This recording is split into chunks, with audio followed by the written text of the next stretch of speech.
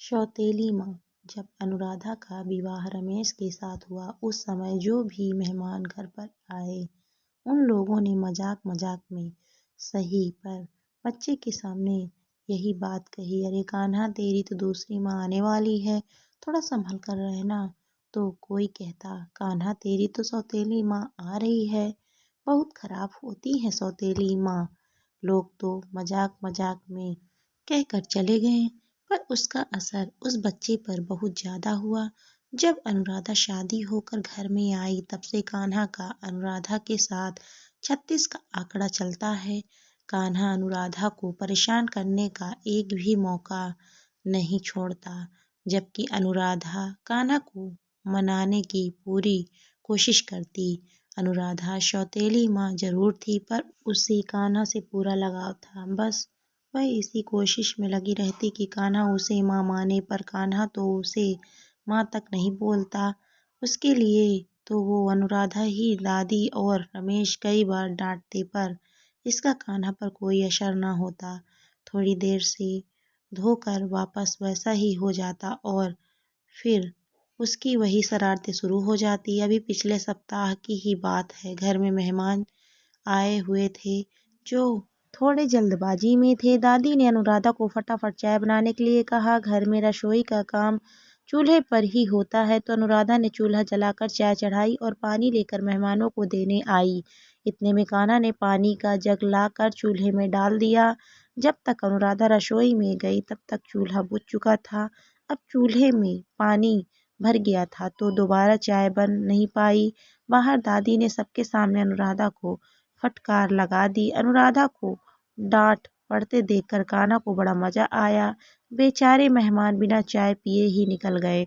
2 दिन पहले अनुराधा ने अपने कपड़े छत पर सुखाए और नीचे आकर थोड़ी देर आराम करने लगी। उस दिन ज्यादा थकी हुई थी तो उसे नींद लग गई। जब नींद खुली तो घर के पीछे से कान्हा और उसके दोस्तों की हंसने की आवाज जा रही थी। अनुराधा देखने गई तो देखकर हैरान रह गई। छत पर सुखाई उसकी साड़ी को कान्हा अपनी गायों के सींग पर बांधकर खेल रहा था। अनुराधा को देखकर सारे बच्चों वहां से फरार हो गए। अनुराधा ने जैसे तैसे अपने साड़ी गाय के सींग से निकाली तो देखा कि जगह जगह से साड़ी फट चुकी थी।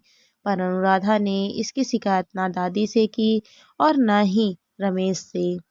और आज अनुराधा ने बड़े मन से सबके लिए खीर पूरी सख्ती बनाई और खाना लगाकर सबको बुलाने के लिए बाहर आई। पर हाय री किस्मत, कान्हा वहां पर भी पहुंच गया और वही पास रखे नमक को लेकर सब्जी में नमक डाल दिया। जब सब खाना खाने बैठे तो अनुराधा ने कटोरियों में सब्जी निकाली और सबको परोस दी। पहला निवाला मुंह में लेते ही दादी ने निवाला थूक दिया। हाय रे, ये क्या बनाया है, कुछ सिखाया नहीं क्या तेरे माँ बाप ने? मुंह पूरा खारा कर दिया। क्या हुआ माँ, इस तरह क्यों बोल रही हो? सब्जी चखकर देख कितना नमक डाला है, खाना खाने लायक तो बनाती है नहीं। सब देखकर कान्हा को बड़ा मजा आ रहा था, जो उसके चेहरे से साफ नजर आ रहा था। रमेश को उसकी तरफ देखकर शक हुआ तो उसने कान्हा से पूछा, कान्हा सच सच बता, तूने क्या हरकत की? कान्हा एकदम से घबरा गया कि अगर सच पता चल गया तो फिर डांट पड़ जाएगी, इसीलिए वह हकलाने लगा। वो बाबू, तो वो सच में बोल, हकला क्यों रहा है? तूने कुछ किया ना? रमेश के डर से मारे कान्हा ने सच बोल दिया कि उसने खाने में नमक मिलाया था। रमेश से बर्दाश्त नहीं हुआ तो उसने चांटा खींचकर कान्हा के गाल पर दे मारा। कान्हा की चांटा मारते ही अनुराधा का दिल चित्कार उठा। ये क्या कर रहे हैं आप? भला कोई बच्चे को इतनी सी बात के लिए मारता है क्या? दिन बढ़ती जा रही है, मैं माँ हूँ उसकी, तुम इसी का पक्ष ले रही हो। इसकी शरारतें देखी दिन पर दिन। मेरी माँ नहीं हो अनुराधा, मेरी माँ नहीं है। रोता रोता कान्हा चिल्लाया और रोता रोता ही नहीं से भाग गया। बस तब से अनुराधा के आंसू बहे जा रहे थे। सुबह से दोपहर तक कान्हा अपने दोस्तों के साथ ही रहा पर नहीं आया तो रमेश अनुराधा को लेकर उसके मायके छोड़ने चला गया, इस वादे के साथ ही जब तुम आओगी तो तुम्हें तुम्हारा बेटा मिलेगा। सौतेला बेटा नहीं। इधर जब कान्हा घर वापस आया तो अनुराधा घर पर नहीं थी। उसने हर कमरे में जाकर देखा, यहाँ तक कि ऊपर छत पर भी ढूंढ अम्मा दादी बाहर खाट पर बैठी कान्हा को गौर से देख रही थी।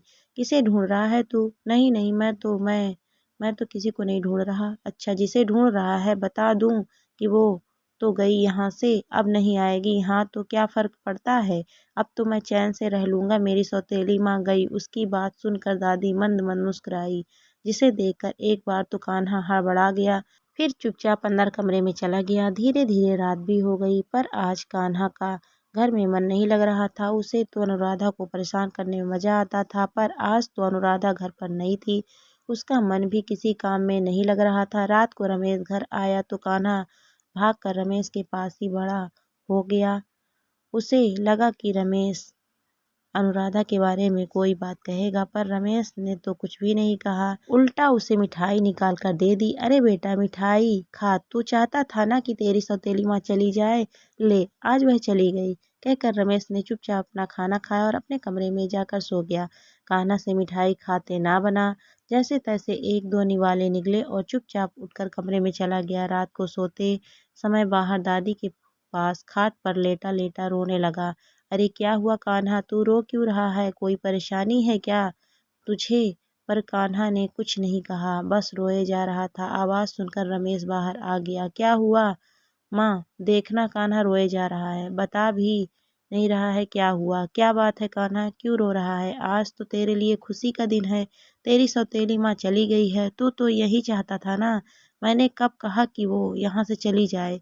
मेरा तो अनुराधा के बगैर मन ही नहीं लग रहा है।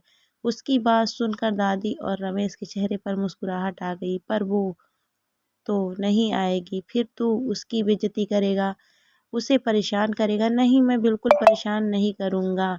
अनुराधा को ले आओ ना बाबू। ठीक है, कल ले आऊँगा, अभी सो जा। जब रमेश ने वादा किया तब जाकर कान्हा सोया। दादी अभी भी मंद मंद मुस्कुरा रही थी। क्या हुआ माँ, ऐसे क्यों मुस्कुरा रही हो? तुझे कैसे पता चला कि अनुराधा को उसके मायके भेज देने से कान्हा उसे ढूंढेगा? क्योंकि माँ, कभी कभी नजदीकियां बढ़ाने के लिए दूरी होना जरूरी है। तुमने कभी ध्यान नहीं दिया माँ, कान्हा हमेशा अनुराधा के आसपास ही मंडराता रहता है। बस दोनों को अपनी नजदीकियों का एहसास नहीं था, तो वह एहसास कराना जरूरी था। दोस्तों, कहानी आपको कैसी लगी कमेंट करके ज़रूर बताइए। कहानी अच्छी लगी तो वीडियो को लाइक शेयर करें। अगर आप मेरे चैनल पर नए हैं तो प्लीज़ मेरे चैनल को सब्सक्राइब भी करें। Thank you for watching my video.